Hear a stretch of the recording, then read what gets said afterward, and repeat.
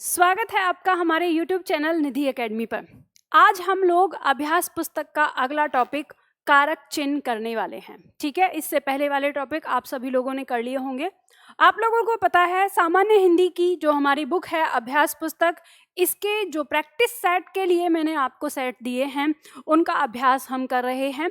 और ये बुक आप मंगवा सकते हैं, हमारे दिए हुए नंबर पर आप कॉल करके हमारे ऑफिस से ऑर्डर कर सकते हैं, या फिर स्वयं आप हमारे एप्लीकेशन को डाउनलोड करके यहाँ पाठ्य पुस्तक पर जाकर आप इस बुक को ऑर्डर कर सकते हैं यहाँ से, और आप ऑनलाइन अमेजोन या फ्लिपकार्ट से भी ऑर्डर कर सकते हैं। ठीक है, आप लोग जानते ही हैं इस बुक में मैंने कुछ जो प्रश्न हैं उनकी व्याख्या दी है और कुछ प्रश्नों को प्रैक्टिस सेट के लिए दिया हुआ है। जैसे यहाँ पे कुछ प्रश्न हैं जिनकी व्याख्या दी है। अब जिनकी व्याख्या है वो तो आप कर पाते हैं, लेकिन जिनको मैंने अभ्यास के लिए दिया है उन प्रश्नों को मैं यहाँ पे करवा रही हूँ। आप अपने स्तर पर पहले उन्हें पढ़ लेते हैं, अगर सब कुछ सही होता है तो बहुत अच्छी बात है, लेकिन किसी प्रश्न में अगर आपको कहीं कोई डाउट होता है तो आप इस वीडियो को देखकर उस डाउट को क्लियर कर सकते हैं। ठीक है, तो हम लोग आज यहाँ करने वाले हैं कारक चिन्ह। और कारक चिन्ह को शुरू करने से पहले मैं आपको कारक चिन्ह के बारे में बहुत छोटा हल्का सा जल्दी से आपको बता देती हूँ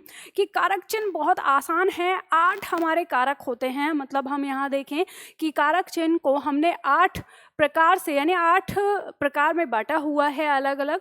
और इस चीज़ में आप एक चीज़ और ध्यान दीजिएगा, ये जो है जैसे कर्ता, कर्म, करण, संप्रदान, अपादान, संबंध, अधिकरण, संबोधन, इन्हें हम कहते हैं कारक।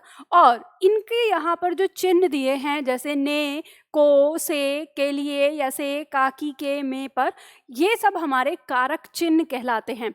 और इन कारक चिन्ह को हम विभक्ति के नाम से भी जानते हैं और इन्हीं को हम परसर्ग के नाम से भी जानते हैं। ठीक है, अब इनकी पहचान आपको करनी है। कैसे आप इसकी पहचान कर सकते हैं?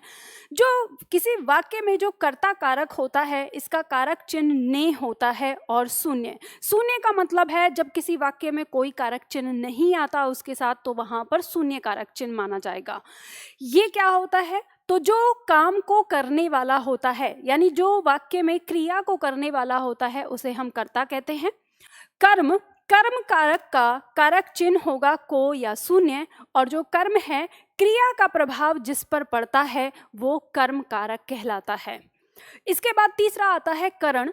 करण से इसका कारक चिन्ह होता है जिसका भाव होता है के द्वारा। ठीक है, इसका भाव होता है के द्वारा, जो किसको दिखाता है? साधन या माध्यम को। मतलब जिस साधन या माध्यम से क्रिया होती है उसे हम करण कारक के अंतर्गत रखते हैं। संप्रदान कारक आता है अगला हमारा, जिसका कारक चिन्ह है के लिए। कहीं कहीं इसका कारक चिन्ह को भी होता है जिसका भाव होता है के लिए। ये संप्रदान क्रिया जिस उद्देश्य के लिए हो रही है उसे बताता है, यानी क्रिया का उद्देश्य क्या है, क्रिया का उद्देश्य ही संप्रदान कहलाता है। अगला आता है अपादान। अपादान का कारक चिन्ह है से, जिसका भाव होता है अलग या पास होने से या तुलना होने से। जब किसी वाक्य में किसी की तुलना होती है वहां पर से का प्रयोग हो, या किसी से अलग होना या उसके पास आना से को दिखाए, तो वहां हमारा अपादान होता है। ठीक है, तो क्रिया के माध्यम से अलग होना या पास होने का बोध कराने वाला कारक जो है वो हमारा अपादान होता है। संबंध कारक की बात करें तो संबंध कारक का कारक चिन्ह का, की, के, रा, री, रे और नानी ने होता है। तो ये रा, री, रे और नानी ने ये तो हमारा सर्वनाम में होता है, जैसे मेरा, मेरी, मेरे, या अपना, अपनी, अपने। लेकिन जो ये का, की, के, ये संज्ञा के साथ आते हैं संबंध कारक के लिए। इसमें आप देख सकते हैं क्रिया के माध्यम से दो शब्दों का आपस में जो संबंध दिखाता है वो हमारा संबंध कारक कहलाता है। इसके बाद हमारा आता है अधिकरण। तो अधिकरण में अधिकरण का कारक चिन्ह में और पर होता है, लेकिन ये जो अधिकरण है ये क्रिया के स्थान अथवा समय या आधार का बोध कराता है। ठीक है, यानी उसका आधार क्या है, उसका समय क्या है, उसका स्थान क्या है, इनमें से किसी एक का बोध कराने वाला जो रहेगा वो अधिकरण कहलाएगा। और इसके बाद अंतिम हमारा आता है संबोधन। संबोधन कारक हमारा जिसका कारक चिन्ह हे, अरे, अजी, सुनो होता है, यानी जब हम किसी को संबोधित करते हैं, किसी को पुकारते हैं, तो वहाँ पर हम संबोधन कारक का प्रयोग करते हैं। तो इस तरह से हमारा ये कारक चिन्ह है और बहुत ही आसान है, बहुत ही सरल है। मैंने आप लोगों को इसको विस्तार से पढ़ाया हुआ है, तो विस्तार से समझने के लिए आप हमारे अपने इसी चैनल पर देख सकते हैं कारक चिन्ह, तो वहाँ मैंने दिया हुआ है। अब हम शुरू करते हैं अपना सेट। जो हमारा सेट है ये तो आपको पता है, इन सब की तो व्याख्या है, तो आप इन्हें अपने आप कर लेंगे, लेकिन जिस प्रश्न की व्याख्या नहीं है उस प्रश्न की व्याख्या मैं आप लोगों को यहाँ पे करवा रही हूँ। तो सबसे पहला प्रश्न हमारे सामने दिया हुआ है हम एक एक करके सारे प्रश्नों को देखेंगे। पहला प्रश्न हमारे सामने दिया है कि आचार्य किशोरी दास वाजपेयी के मत से हिंदी में कितने कारक हैं। तो देखो हमारा व्याकरण अलग अलग विद्वानों ने अलग अलग तरीके से लिखा है। सबने जब हिंदी व्याकरण लिखा गया तो सबने अपने अपने अनुसार, अपनी अपनी समझ के अनुसार व्याकरण को लिखा। तो यहाँ पर जो हमारे आचार्य जो किशोरी दास वाजपेयी हैं, इन्होंने सबसे पहले कारक चिन्ह को जो बताया उन्होंने 6 प्रकार का बताया। ठीक है, इसमें इन्होंने कारक चिन्ह के 6 प्रकार रखे। तो जब अगर इनके अनुसार पूछा जाए तो उत्तर हम 6 देंगे। इसके बाद प्रश्न संख्या 2 हमारा आता है। प्रश्न संख्या 2 कह रहा है, हे प्रभु, बच्चों की रक्षा करना इस वाक्य में कौन सा कारक है।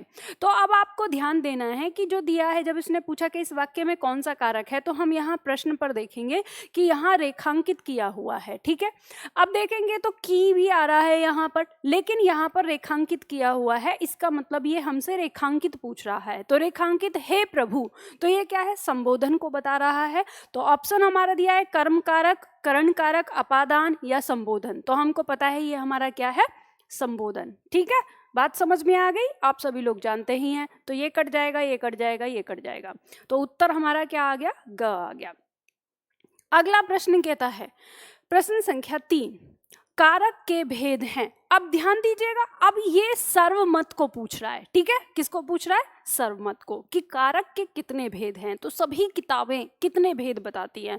ऑप्शन दिया है 5, 6, 7 या 8। तो आपको पता है, अभी अभी हमने पढ़ा कि कारक के हमारे 8 भेद हैं। तो हमने जो कारक को 8 भागों में बांटा है, तो ये हमारा उत्तर क्या आ जाएगा, इसका 8 यानी घ हो जाएगा। अगला प्रश्न आता है प्रश्न संख्या 4। प्रश्न संख्या 4 कहता है कि वृक्ष पर पक्षी बैठे हैं, इस वाक्य में पर किस कारक का परसर्ग है। मैंने अभी आपको बताया, परसर्ग, विभक्ति या कारक चिन्ह, तीनों का मतलब एक ही होता है। ठीक है, तो कह रहा है कि यहाँ पर जो ये पर है, ये किसका परसर्ग है, यानी किसका चिन्ह है, आपको बताना है। कर्म का है, संप्रदान का है, अपादान का है, अधिकरण का है। तो आपको पता है कि ये में और पर जो है वो हमारा क्या है, अधिकरण का कारक चिन्ह है। तो इसमें हमारा उत्तर मिल गया। और हमें ऐसे भी पता चल जाता है कि वृक्ष पर पक्षी बैठे हैं यानी क्रिया है, क्रिया होने का स्थान क्या है, वृक्ष। तो ये किसको दिखा रहा है, अधिकरण को दिखा रहा है। अधिकरण क्योंकि स्थान और समय को दिखाता है। तो ये हमारा क्या हो गया, उत्तर घ हो गया। आपको यही ध्यान रखना है, जिसके साथ जो आता है उतना ध्यान रखेंगे तो आसानी से कर पाएंगे।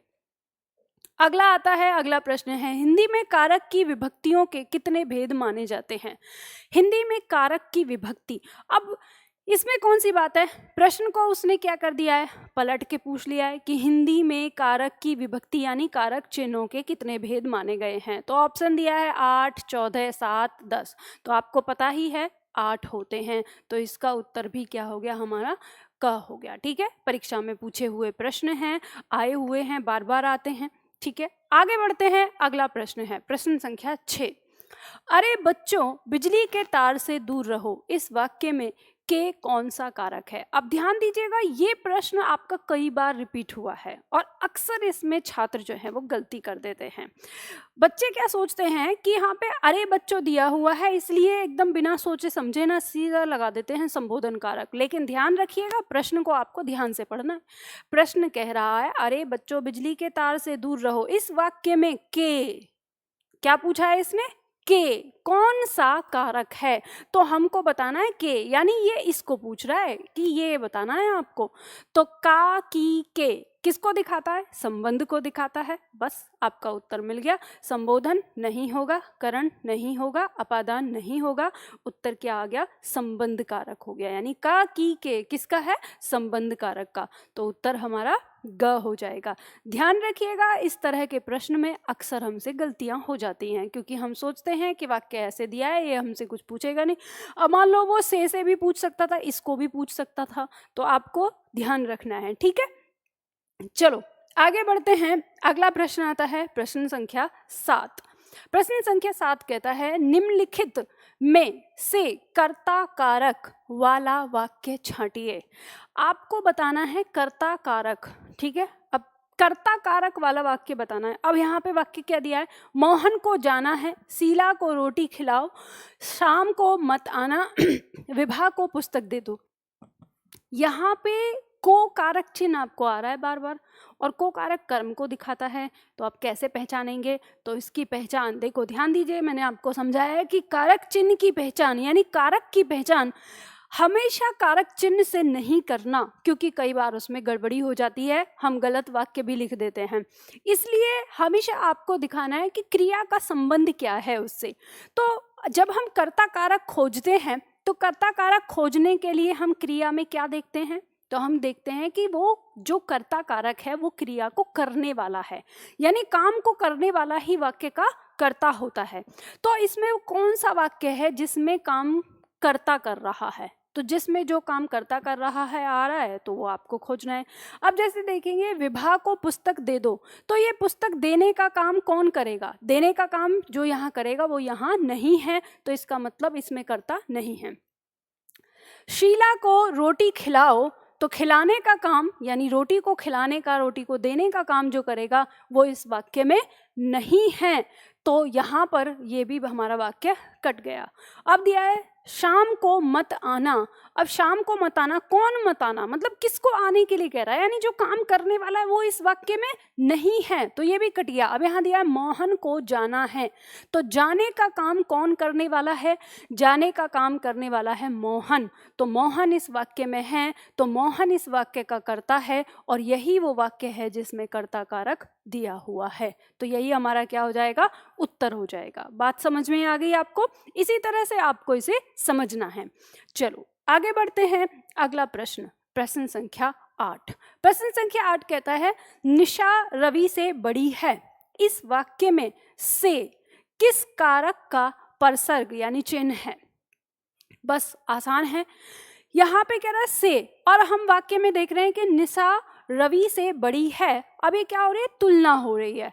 तो तुलना का बोध कराने वाला से क्या होता है? ऑप्शन दिया है हमारा करण, संप्रदान, अपादान, संबंध। तो आपको पता है संबंध नहीं होगा क्योंकि काकी के होता है, संप्रदान के लिए होता है, तो ये कट जाएगा। अब यहाँ पे आया इन दोनों के साथ होता है से। आपको पता है कि करण का जो से होता है वो के द्वारा का भाव देता है, ठीक है, जो साधन बताता है, माध्यम बताता है। लेकिन जो अपादान है वो दूर या पास होना दिखाता है या तुलना का बोध कराता है। तो बस मिल गया आपको उत्तर। इसमें क्या हो जाएगा? क्योंकि तुलना हो रही है, उत्तर क्या हो जाएगा? अपादान हो गया। बहुत आसान है, आसानी से पहचान सकते हो। चलो आगे बढ़ते हैं। अगला प्रश्न आता है प्रश्न संख्या 9। प्रश्न संख्या 9 कहता है कर्म कारक के लिए प्रयुक्त होने वाला चिन्ह है। यानी यहाँ पे पूछ रहा है जो कर्म कारक है उसके लिए इनमें से कौन सा चिन्ह प्रयोग होता है? ने, से, के लिए या को? तो आपको पता है, आपको सारणी याद करनी होती है, कर्ता, ने, कर्म, को, कर्ण से। तो यहाँ पे कर्म को दिया हुआ है, तो ये भी कट जाएगा, ये भी कट जाएगा, ये भी कट जाएगा, को आ गया। यही हमारा क्या है? कर्म कारक का चिन्ह है। बहुत आसान है, ठीक है। चलो आगे बढ़ते हैं। अगला प्रश्न आता है प्रश्न संख्या 10। प्रश्न संख्या 10 कहता है जल्दी से भूखे को भोजन दे दो। इस वाक्य में को कौन सा कारक है? तो देखो यहाँ पे ध्यान दे रहा है कि जल्दी से भूखे को भोजन दे दो। आपको बताना है ये जो को दिया है ये है क्या? कर्म कारक है। कर्ण कारक है, संप्रदान कारक है या अपादान कारक है। तो को दिया हुआ है तो हमें ये तो पता चल जाता है कि जो को शब्द है ये हमारा किसको दिखाता है, ये कारक चिन्ह किसका है, ये कर्म का कारक चिन्ह है, या कभी कभी यदा कदा जो है ये संप्रदान का आता है। तो हमें ये कर्ण कट जाएगा, अपादान कट जाएगा। अब यहाँ पे दो हुए कि हम ये जल्दी से भूखे को भोजन दे दो, तो ये क्या है। तो अब हम देखेंगे कि यहाँ जो शब्द दिया हुआ है भूखे को, तो हम कहेंगे क्या दे दो, भोजन दे दो। किसको दे दो, भूखे को। तो जो भूखा है उसको भोजन देना है, तो किसको, तो हमें पता है कि क्या या किसको से प्रश्न करने पर जो उत्तर प्राप्त होता है वो क्या होता है, कर्म होता है। मैंने आपको बताया है। तो कहा कि क्या दे दो, भोजन दे दो, एक कर्म आ गया। किसको दे दो, भूखे को दे दो, तो दूसरा कर्म आ गया। ठीक है, ये क्या है, हमारा गौण कर्म है, इसको हम गौण कर्म कहेंगे। तो ये हमारा कर्म आ गया, तो इसका उत्तर क्या हो जाएगा, कर्म कारक हो जाएगा। ठीक है, तो यही हमारा क्या है, क इसका उत्तर हो जाएगा। चलिए आगे बढ़ते हैं। अगला प्रश्न है यहाँ पर, को से किस कारक चिन्ह का बोध होता है। अब फिर से इसमें पूछा है कि जो को है, तो यहाँ ऑप्शन दिया है किसका होगा। अब हमें पता है कि को कारक चिन्ह या तो संप्रदान के लिए होता है या कर्म के लिए होता है, लेकिन संप्रदान का कारक चिन्ह के लिए होता है। तो के लिए का भाव जिसमें होगा, तो यहाँ पर हमारा उत्तर क्या आ जाएगा, कर्म ही आ जाएगा, क्योंकि कर्म का एक ही चिन्ह होता है और वो होता है को। ठीक है, तो इसका उत्तर आ जाएगा को, का आ जाएगा। ठीक है, कर्म का। आगे आते हैं, आगे बढ़ते हैं। अगला प्रश्न हमारा दिया है प्रश्न संख्या 12। प्रश्न संख्या 12 कह रहा है, चारपाई पर भाई साहब बैठे हैं। इस वाक्य में चारपाई शब्द किस कारक में है, आपको बताना है, यानी किस कारक में है चारपाई शब्द। अधिकरण कारक में है, संप्रदान कारक में है, संबंध कारक में है या कर्ण कारक में है। तो आपको ये पता है कि जब मैंने बताया कि कारक जो है आपको ध्यान देने हैं, अपादान में जो हमारा संप्रदान है, सॉरी, जो मैंने आपको यहाँ पे बताया, मतलब अधिकरण जो शब्द है, जैसे हम बात करें अधिकरण की, तो अधिकरण किसको दिखा रहा है, अधिकरण दिखा रहा है हमारे स्थान को दिखा रहा है, समय को दिखा रहा है, आधार को दिखा रहा है। ठीक है, जो संप्रदान है ये किसको दिखा रहा है, उद्देश्य को दिखा रहा है। इसके बाद जो संबंध है ये संबंध को दिखा रहा है, यानी एक शब्द का दूसरे शब्द से क्या संबंध है। और इसके बाद जो करण है ये किसको दिखा रहा है, ये साधन या माध्यम को दिखा रहा है, क्रिया के। ठीक है, तो अब यहाँ देखेंगे कि बैठे हैं, तो ये बैठे हैं, कहाँ बैठे हैं, तो जो चारपाई शब्द है ये किसको दिखा रहा है, ये स्थान का बोध करा रहा है। किसका बोध करा रहा है, स्थान का। तो स्थान को बताने वाला इनमें से कारक चिन्ह कौन सा है, वो है हमारा अधिकरण। तो इसका उत्तर क्या आ जाएगा, हमारा पहला आ जाएगा। हमें इस पे ऐसे भी हमें पता चल रहा है, पर से पता चल रहा है, लेकिन फिर हम यहाँ पर देखते हैं कि ये हमारा क्या है, अधिकरण को दिखा रहा है। ठीक है, चलो आगे बढ़ते हैं। अगला प्रश्न लेते हैं, प्रश्न संख्या 13। प्रश्न संख्या 13 कह रहा है, द्विकर्मक वाक्य में कर्म कारकीय विभक्ति को किस पद के साथ प्रयुक्त होती है। तो देखो इस प्रश्न को समझना है। ऑप्शन दिया है प्रधान कर्म पद के साथ, क्रिया पद के साथ, गौण कर्म पद के साथ या कर्ता पद के साथ। तो ये जो प्रश्न है इसको आप अच्छी तरह से समझिए। इस तरह का प्रश्न जो है वो आपको कभी कभी ना विचलित कर सकता है, तो इसे समझना है। ये कह रहा है द्विकर्मीय, द्विकर्मक। ठीक है, द्विकर्मक वाक्य, द्विकर्मक वाक्य का मतलब क्या हो गया, जिस वाक्य में दो कर्म दिए हों। ठीक है, फिर कह रहा है कि कर्म कारकीय विभक्ति को किस पद के साथ प्रयुक्त होती है। मतलब एक ऐसा वाक्य जिस वाक्य के अंदर दो कर्म आए हों, उस वाक्य के अंदर को कारक किस कर्म के साथ लगता है, ये पूछ रहा है।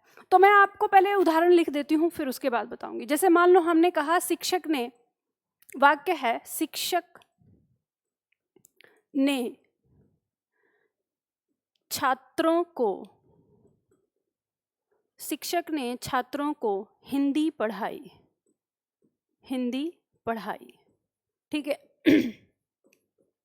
अब यहाँ पे ये वाक्य आ गया। इस वाक्य के अंदर हमारे दो कर्म हैं क्या पढ़ाई, हिंदी पढ़ाई। किसको पढ़ाई, छात्रों को पढ़ाई। तो ये जो हमारा कर्म है, जो पहला कर्म दिया है, इसको हम कहेंगे मुख्य कर्म। ठीक है, जो क्रिया के साथ होता है, मुख्य कर्म। और जो मुख्य कर्म से पहले होता है ये हमारा कहलाता है गौण कर्म। ठीक है, क्या होता है, गौण कर्म। बस अब आपको पहचान हो जाएगी। ये कह रहा है कि कर्म कारकीय विभक्ति जो को है वो किस पद के साथ है। ऑप्शन कह रहा है प्रधान कर्म पद के साथ, तो प्रधान कर्म मतलब मुख्य है तो नहीं है उसके साथ, क्योंकि आपको पता है कि को कारक चिन्ह किसके साथ आया है, गौण कर्म के साथ आया है, तो ये कट जाएगा। क्रिया पद के साथ नहीं, कट जाएगा। गौण कर्म पद के साथ, तो यही हमारा क्या है, उत्तर है।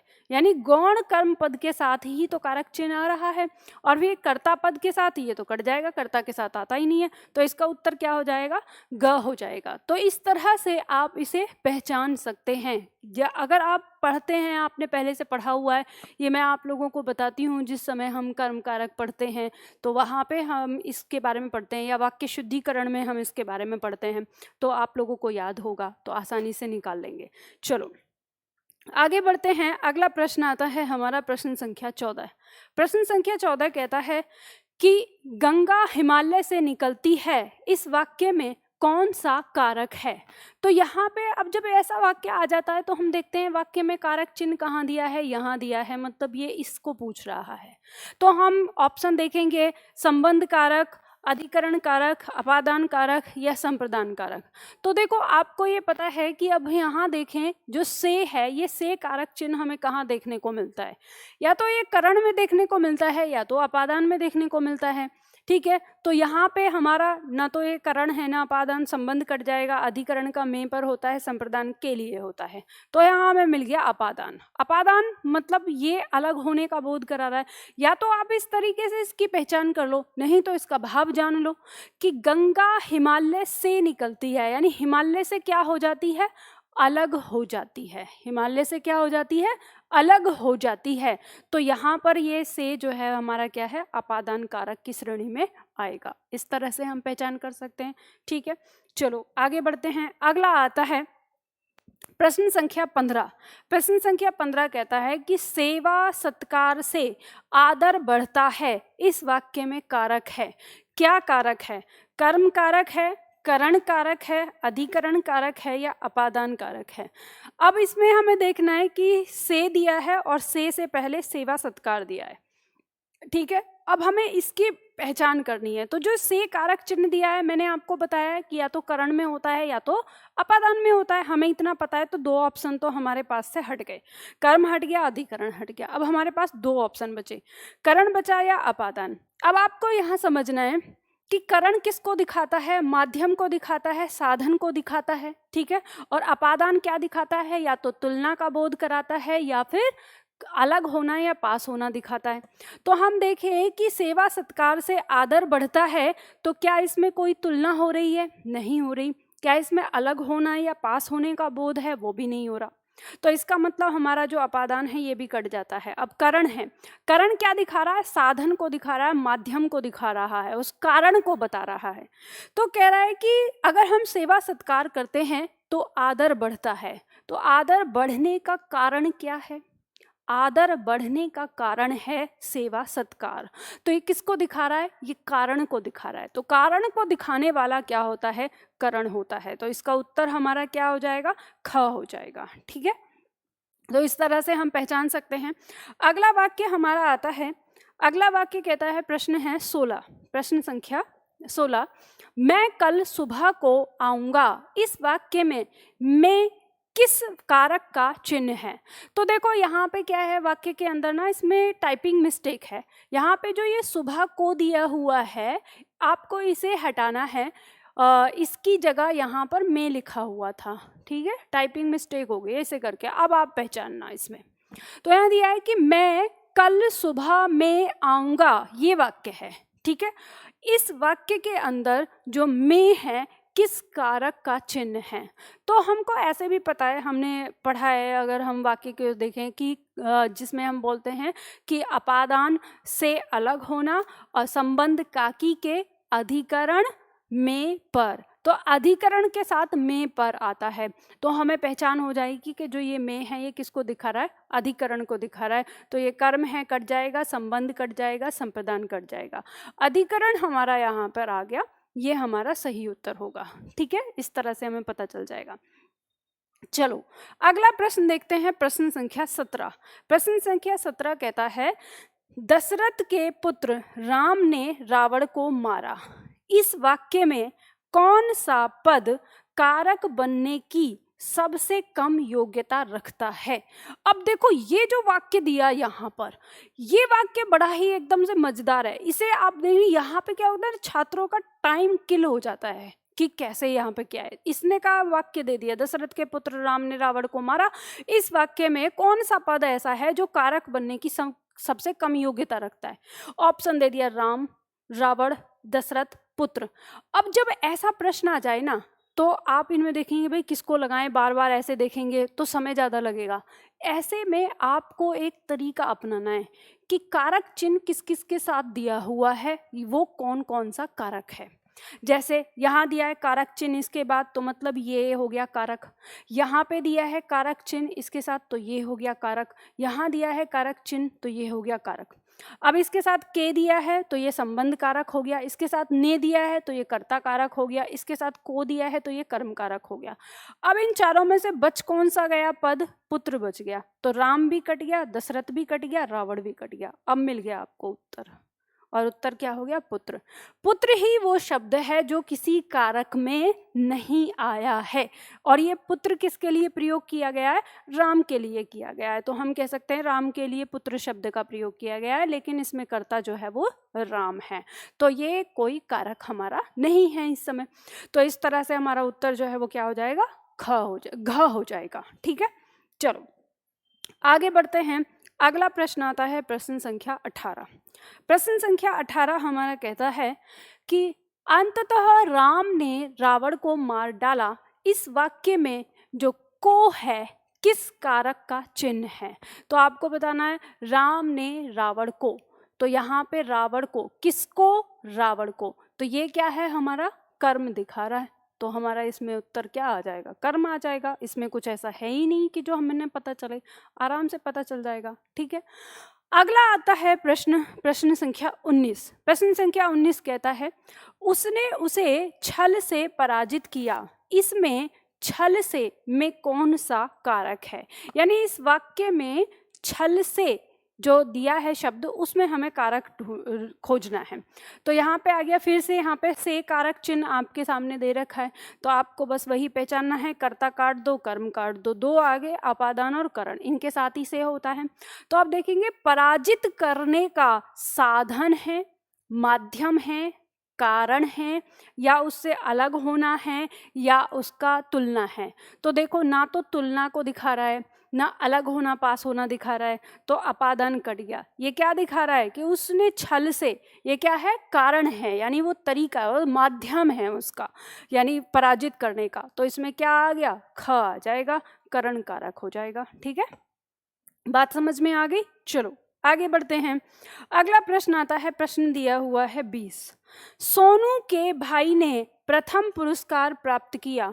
उपर्युक्त वाक्य में कर्ता कारक बताना है आपको। इसमें जल्दी बताना। ऑप्शन आपके सामने दिया है, सोनू होगा, भाई होगा, पुरस्कार होगा, या सोनू का भाई होगा। पूछ क्या रहा है? कर्ता कारक। ठीक है, तो कर्ता कारक क्या होगा? ये जल्दी से बताइए फटाफट से। सोनू, भाई, पुरस्कार, या सोनू का भाई? सोनू के भाई ने प्रथम पुरस्कार प्राप्त किया। ठीक है, और आप में से जो भी छात्र इसका उत्तर सोनू का भाई दे रहे हैं, बिल्कुल गलत दे रहे हैं। क्यों? क्योंकि ये हमसे पूछ रहा है कर्ता कारक। और ध्यान दीजिएगा, वाक्य में आपको कारक चिन्ह को निकाल देना है अलग। कारक चिन्ह ये आ गया, यहाँ पे क्या है? के है। ये आ गया कारक चिन्ह, यहाँ पर दिया है। उसके बाद प्रथम पुरस्कार। अब ये शून्य कारक चिन्ह है। पुरस्कार तो क्या हो गया? यहाँ पर कर्म हो गया। ठीक है, और यहाँ पे के कारक चिन्ह आया है, तो सोनू क्या हो गया? सोनू हो गया संबंध। ठीक है, ये संबंध कारक हो गया। भाई ने, यही हो गया ने, कर्ता ने। ठीक है, तो ये हो गया कर्ता। तो यहाँ पे जो उत्तर है वो हमारा क्या है? भाई ने आएगा, यानी भाई आएगा। तो पुरस्कार भी नहीं है और सोनू भी नहीं है, तो उत्तर क्या हो गया हमारा? ख हो गया, भाई ने। तो जिन्होंने ये कहा है कि मैम सोनू का भाई आ जाएगा, तो यहाँ पे सोनू का भाई या सोनू के भाई ने अगर ये शब्द दिया हुआ है तो ये क्यों नहीं था? तो आपको ध्यान देना है कि जो ये का, की, के है, ये किसको दिखाता है? ये संबंध को दिखाता है। अगर हम यहाँ पर देखें तो यहाँ पर संबंध कारक और ये भाई कर्ता कारक, इसमें दोनों दिए हुए हैं, तो ये विकल्प तो हमारा गलत हो जाएगा, क्योंकि ये हमसे केवल पूछ रहा है क्या? कर्ता पूछ रहा है। तो कर्ता किस में है? ख में है, तो यही इसका उत्तर हो जाएगा। भाई, बात समझ में आ गई? तो आप इसमें बिल्कुल भी कंफ्यूज मत होइएगा। ऐसे प्रश्न जो हैं वो आपको या तो आपका समय किल करने के लिए आते हैं या आपके प्रश्न को गलत करवाने के लिए आते हैं, क्योंकि परीक्षक जानता है कि आपने बहुत मेहनत की है और उसका तो एक ही उद्देश्य है, आपके प्रश्नों को गलत कर देना। तो आप सभी लोग अगर स्मार्ट तरीके से पढ़ते हैं और चीज़ों को समझ के पढ़ते हैं, रट के नहीं, बिना रटे, है ना, समझ कर, जैसे मैं आपको हमेशा बताती हूँ, तो अगर आपने चीज़ों को समझ कर पढ़ा है तो आप बहुत अच्छी तरीके से, बहुत सही तरीके से अपने इन प्रश्नों को हल कर सकते हैं। ठीक है, तो आज के लिए हम इतना ही करते हैं और इसके आगे हम अगली क्लास में करेंगे। और हाँ, आप सभी लोगों को अगर क्लास अच्छी लगती है और आप लोगों को लगता है कि हाँ ये हमारे लिए फ़ायदेमंद है, तो आप इस वीडियो को लाइक कर दिया करिए, सब्सक्राइब कर लीजिए चैनल को और अपने दोस्तों के साथ इसे शेयर भी करिए, ताकि आपके साथ साथ और लोगों का भी भला हो जाए और लोग भी हिंदी सीख सकें। तो फिर आज के लिए इतना ही, मिलते हैं अगले वीडियो में।